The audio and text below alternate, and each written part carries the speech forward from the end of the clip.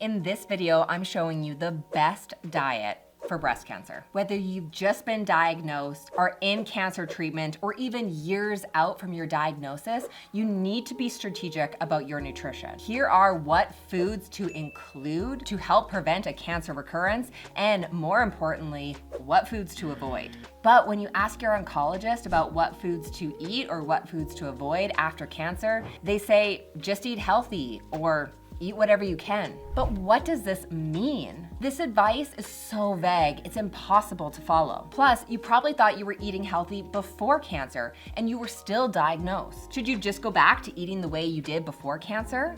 That obviously can't be right because you're here now. But what exactly should you do instead? Of course, as a breast cancer survivor, you want to make sure you're doing everything you possibly can to get through cancer treatment and to make sure that this never, ever happens to you again. You know you've already done a lot to reduce your risk of a cancer recurrence. Surgery, chemo, radiation. But you can't help but think there must be something else. There's something more that could reduce your risk further. And you absolutely do not want to miss anything that would give you a better chance at staying cancer-free. Many women that I work with in the Cancer Freedom Program have these exact same questions. Without a doubt, how you eat and how you fuel your body directly impacts your ability to tolerate toxic cancer treatments and how quickly you're going to recover. Your food can either fuel your cancer or fuel your recovery. So let's get down to the specifics. There are a lot of diets out there that claim to be the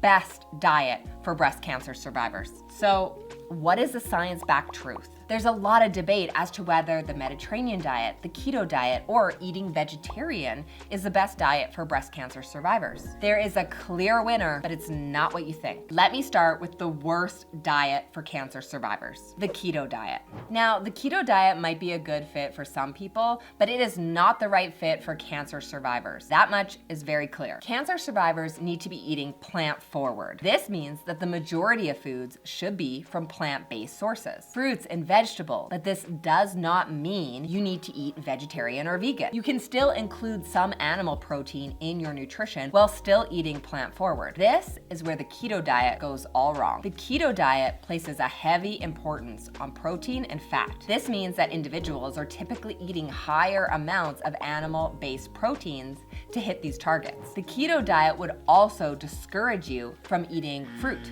but fruits are full of fiber and antioxidants that's critical for a cancer survivor's diet. For these reasons, the keto diet can actually increase your risk of a cancer recurrence. So this is not the diet for cancer survivors. And to add insult to injury, eating low carbohydrates can actually delay your long chemo symptoms, things like exhaustion or joint pain. This leads a lot of people to think, okay, well, if eating high amounts of animal protein is bad for you, then I should eat no animal protein. But this is not correct either. You do not have to eat vegetarian or vegan as a cancer survivor. Now, if this is how you ethically wish to eat, or if you feel you're best eating this way, then that's terrific. Go for it. You're eating a really plant-forward diet. But the takeaway here is that you do not have to eat vegetarian or vegan as a cancer survivor. You can safely include some animal protein without increasing your risk of cancer. Cancer has never been linked to white meat, chicken, turkey, or fish. And red meat can also be included,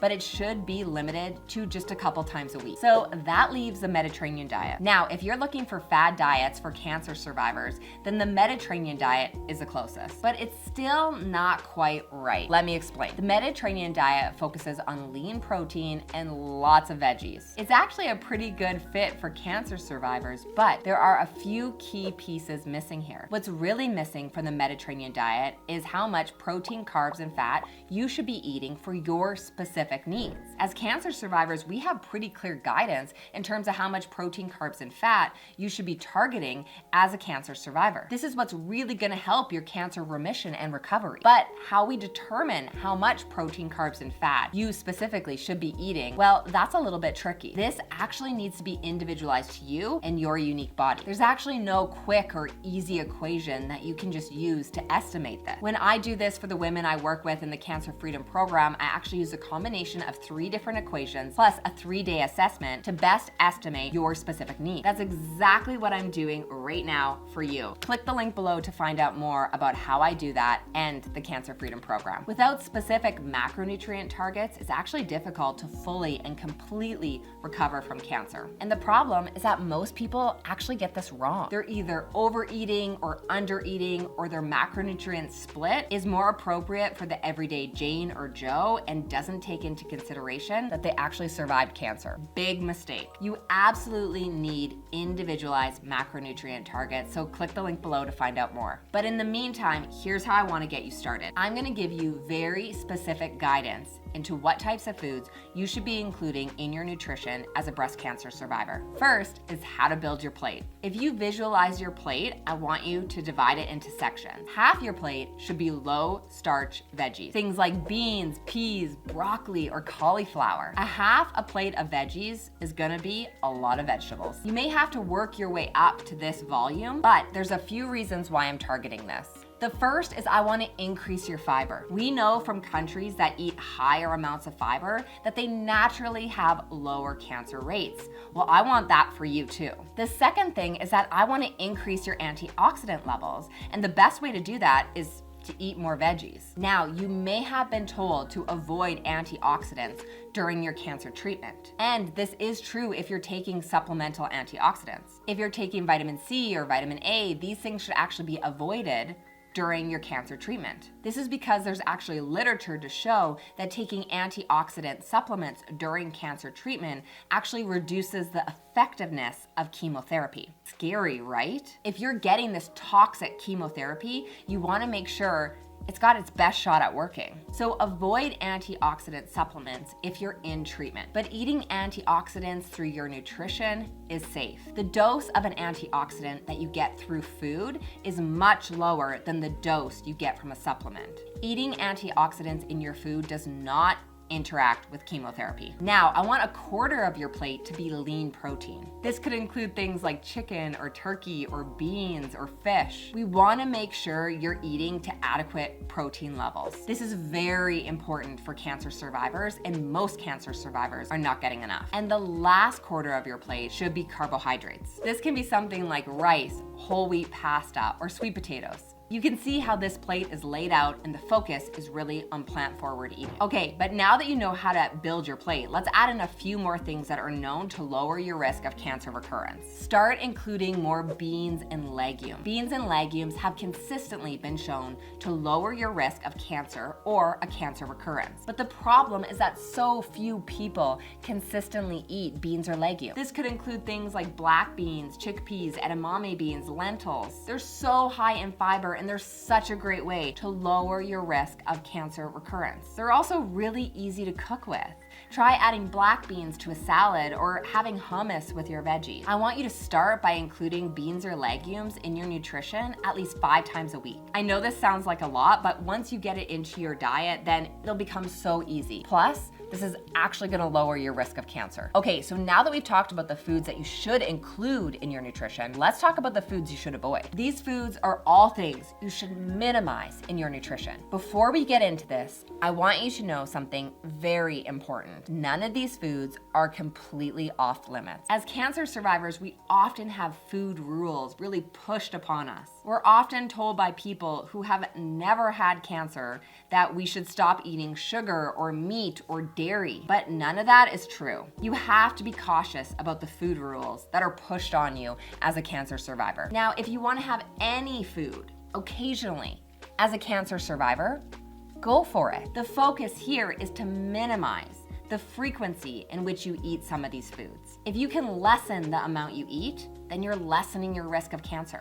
Just because you eat a food one time does not, I repeat, does absolutely not increase your risk of cancer. So here are 4 foods that you should eat less of after cancer. The first is processed foods. Duh, but I have to say it. Now, if you're watching a video like this on what's the best diet for breast cancer survivors, then you're probably not eating a ton of processed foods. But I'm gonna say it here anyways, just in case. Eat less processed food. Now, when I say processed foods, a lot of people think of fast food. And yeah, that is one form of processed foods, but there are other kinds and they can be really sneaky. Best way to avoid processed foods is to shop the perimeter of the grocery store. Shop the outer aisles. This is where there's fresh produce, fresh meat, and dairy. You're less likely to encounter processed foods in the perimeter. The second food you should eat less of as a breast cancer survivor is actually alcohol. We know that alcohol has been linked to increasing your risk of a cancer recurrence. The literature is pretty clear on this one, and it's been shared by the World Health Organization. But that doesn't mean you can't ever have a drink of alcohol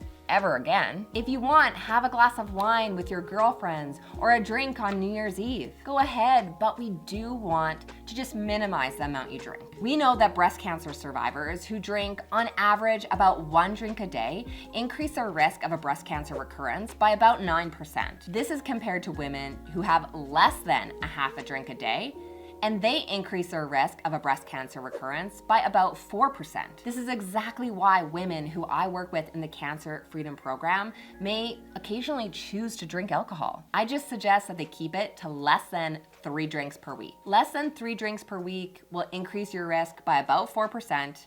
But that's actually a pretty small increase. If you can completely quit drinking alcohol, then that is best. But if you still want to occasionally have a drink, then you can feel quite safe doing so. The third food that you want to minimize as a breast cancer survivor is processed meats. Processed meats, again, has a direct link to increasing your risk of cancer. This includes things like sandwich meats or any meat that has had something done to it to prolong its shelf life. Now, some people say to just purchase nitrate-free meat, and this avoids increasing your risk of cancer. But that's not true. It's still unclear as to what aspect of processed meats increases your risk of cancer. So for now, the wise choice would be to minimize processed meats. The fourth food you should avoid as a breast cancer survivor, well, this one's gonna surprise you, but I have to say it. Smoothies or juicing. I know so many women say to me, but why? I put so many healthy things in my smoothies. A smoothie can't possibly be bad for me.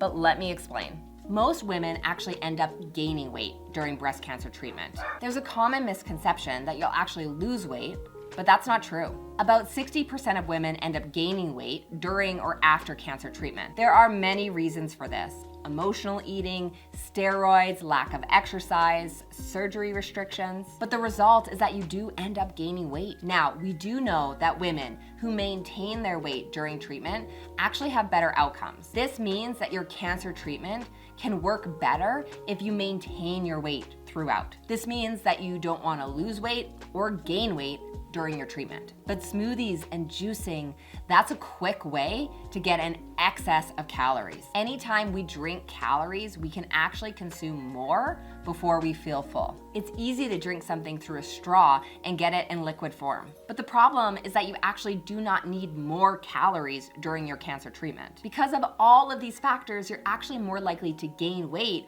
which means you have to be wise as to how you're getting your calories. Smoothies or juicing are a fast way to get in a lot of calories and gain a lot of weight. The outcome is just not good, so I typically do not recommend smoothies or juicing to the women that I work with. I want you to actually eat your food. Okay, so now that you know what the best diet is for breast cancer, you need to know what the best exercise is. That's exactly why I've linked up this next video for you here. I'm walking you through step by step on how to reduce your risk of a cancer recurrence by up to 59% through targeted exercise. Click the link here. I'll see you in the next video.